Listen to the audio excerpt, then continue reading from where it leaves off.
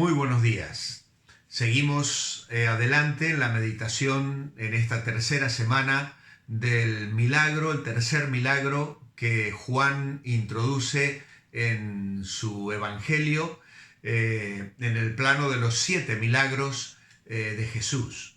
En este caso, el Señor está en el estanque de Betesda, ha sanado a un hombre que llevaba 38 años enfermo. Por eso el domingo se titulaba el mensaje 38 años de esclavitud. La idea principal de esta semana es que Jesús es el Hijo de Dios, el único que puede traer salvación completa al ser humano.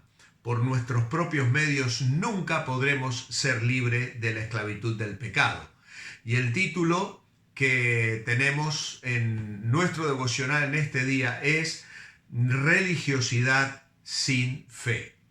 Nosotros le hemos titulado La reacción de los judíos, porque estos 4 o 6 versículos que leemos en el capítulo 5 del Evangelio de Juan, versículos 10 al 16, nos dicen que este hombre fue al templo con el lecho y los judíos le detienen diciéndole que no le era lícito hacer eso el día de reposo. Entonces este hombre les contesta que el que le había sanado le había dado esa orden, y estos hombres completamente insensibles no le preguntan sobre su sanidad, sino simplemente sobre quién le había dado la orden. Era el día de reposo, y según las costumbres judías, aquel hombre no debería realizar el esfuerzo de cargar con su camilla. Pero los judíos, en lugar de maravillarse por su sanidad, solo están preocupados por la observancia de los reglamentos. Tampoco le preguntan quién lo sanó, sino quién le dio una instrucción que era contraria a lo que ellos creían debía hacerse en el día de reposo. Y ese es el peligro del legalismo y la religiosidad. Las costumbres, las tradiciones, las formas, las reglas, los rituales pierden su esencia, su significado, y se transforman en meras fórmulas. La reacción entonces de los judíos es verdaderamente muy insensible. En realidad, él no estaba quebrantando una ley del Antiguo Testamento, sino una interpretación que ellos hacían del mandamiento de Dios. Un hombre enfermo por 38 años había sido sanado, pero a ellos eso no les importaba. Sus mezquinas leyes eran más importantes que la vida y la salud de un ser humano. Y entonces, obsesionados con las estructuras que el hombre fabrica, podemos olvidar a las personas afectadas. El versículo 16 nos muestra a quienes debieron escoger entre un poderoso milagro o una regla inventada que había sido quebrantada. Dice el versículo 16, y por esto los judíos perseguían a Jesús y procuraban matarle, porque hacía estas cosas en sábado. Así que vemos que ellos desecharon el milagro para enfocar la atención en una regla. Dios puede hacer maravillas, pero es posible que cerremos el paso a sus milagros por limitar nuestras ideas acerca de su forma de obrar. Es decir, tenemos nuestras estructuras y creemos que incluso Dios tiene que aceptarlas y limitarse a ellas. Génesis en realidad nos dice que Dios descansó el séptimo día, pero no dice que Dios dejó de hacer el bien el séptimo día. Jesús quería enseñar que cuando se presenta una oportunidad de hacer el bien, no debe pasarse por alto, ni siquiera aún en el día de reposo. Pero como los fariseos, hay personas que piensan que es más importante creer lo correcto que hacer lo correcto. Se valora así más la doctrina que la vida moral. Se busca más la pureza de la doctrina que la pureza en la propia vida. Se da más valor a la mente que al corazón. Y así se pierde la capacidad de llorar por los pecados propios, pero se pone fuego al defender lo que se cree. Por ejemplo, la autoridad de la Biblia. Nos dice la Escritura que después del Señor haberle sanado, le halló en el templo. No sabemos exactamente cuándo sucedió esto. Es cierto que los judíos interpelaron al hombre y debió ser el mismo día que había sido sanado porque él iba con la camilla. Pero claro, ahora el Señor se encuentra con este hombre y no sabemos si eso sucede el mismo día o tal vez unas horas después o incluso algún día después en aquella semana de fiesta. Lo interesante es que el Señor le encontró y entonces el Señor ahora comienza a ocuparse de la condición espiritual de aquel hombre, porque el Señor en realidad le había sanado el cuerpo. No sabemos exactamente de qué enfermedad, pero ahora el Señor le va a hablar acerca de su condición espiritual. Porque no es de extrañar que el médico, el gran médico, se interese en restablecer su alma. Y entonces el Señor le dice, mira, has sido sanado, no continúes pecando o algo peor te puede suceder. Bueno, la interpretación de este pasaje no nos permite estar de acuerdo con aquellos comentaristas que dicen que lo que el Señor estaba diciendo es que la enfermedad que él había sufrido era consecuencia de un pecado que había realizado 38 años antes. Más tarde vamos a considerar otro milagro en el que el Señor claramente afirma que la situación física que afecta a una persona no es consecuencia de un pecado propio, ni siquiera de sus padres. Porque nosotros rápidamente podemos caer en ese juicio como los propios discípulos lo estaban haciendo en aquel momento. El Señor aquí no le está diciendo exactamente esto.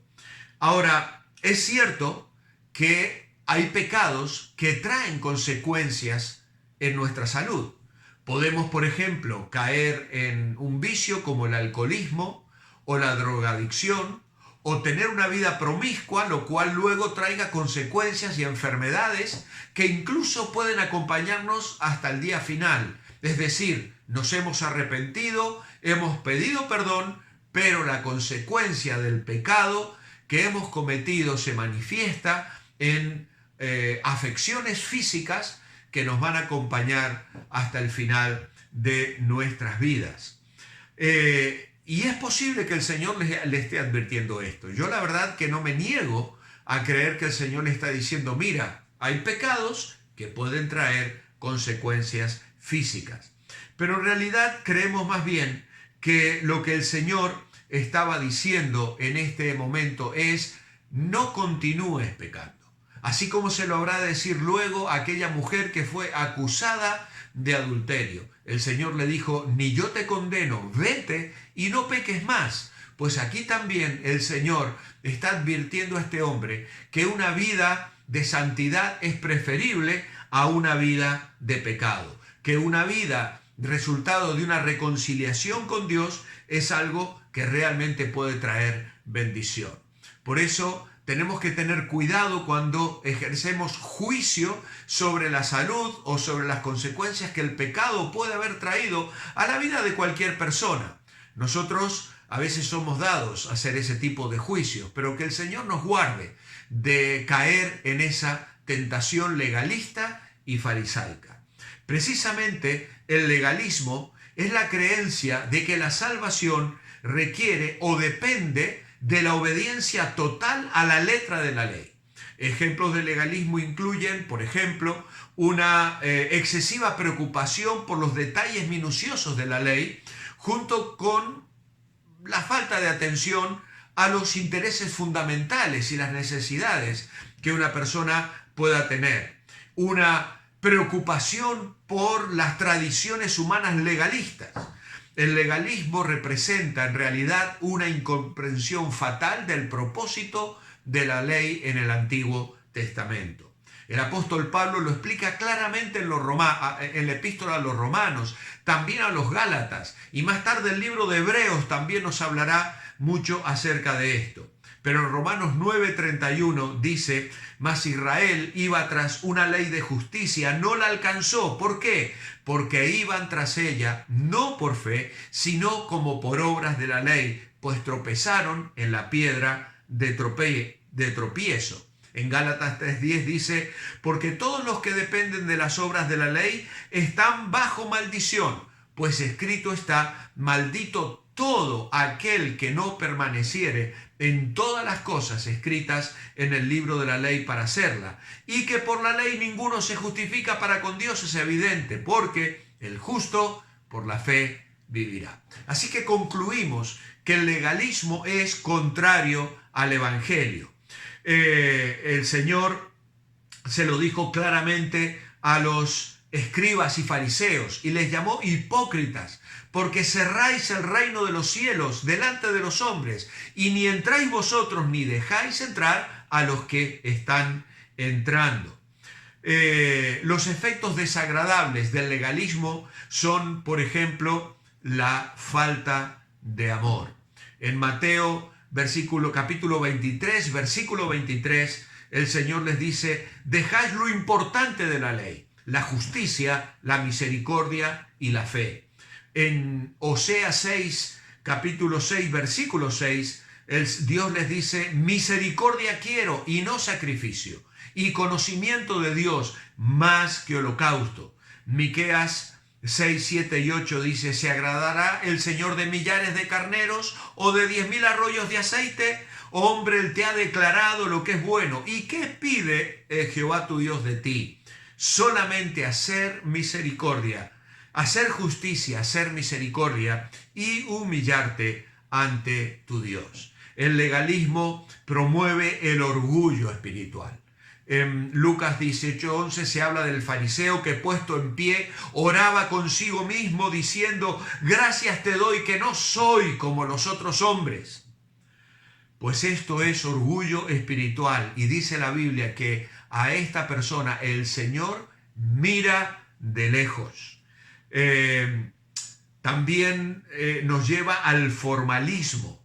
Dice Isaías 29:13, este pueblo se acerca a mí con su boca y con sus labios me honra, pero su corazón está lejos de mí, su temor de mí no es más que un mandamiento de hombres que les ha sido enseñado. Así que como vemos, el legalismo nos lleva a una actitud hipócrita. De hecho, Jesús habló de los fariseos y dijo, ¡ay de vosotros escribas y fariseos hipócritas, porque sois semejantes a sepulcros blanqueados, que por fuera la verdad se muestran hermosos, mas por dentro están llenos de huesos de muertos y de toda inmundicia.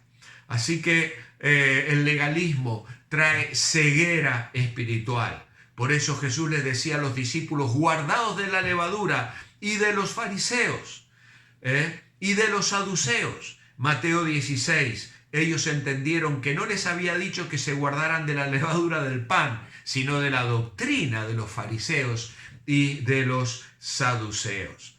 Así que el legalismo necesita una respuesta, y esa respuesta es la gracia de Jesucristo. Dice Hechos 15:11, antes creemos que por la gracia del Señor Jesucristo, Jesús, seremos salvos. Es en Jesús que la gracia de Dios nos alcanza. Efesios 2, 8 y 9 dice, porque por gracia sois salvos, por medio de la fe, y esto no de vosotros, pues es don de Dios, no por obras, para que nadie se gloríe. Mi oración escrita esta mañana es, amado Padre, guárdame del legalismo en mi vida.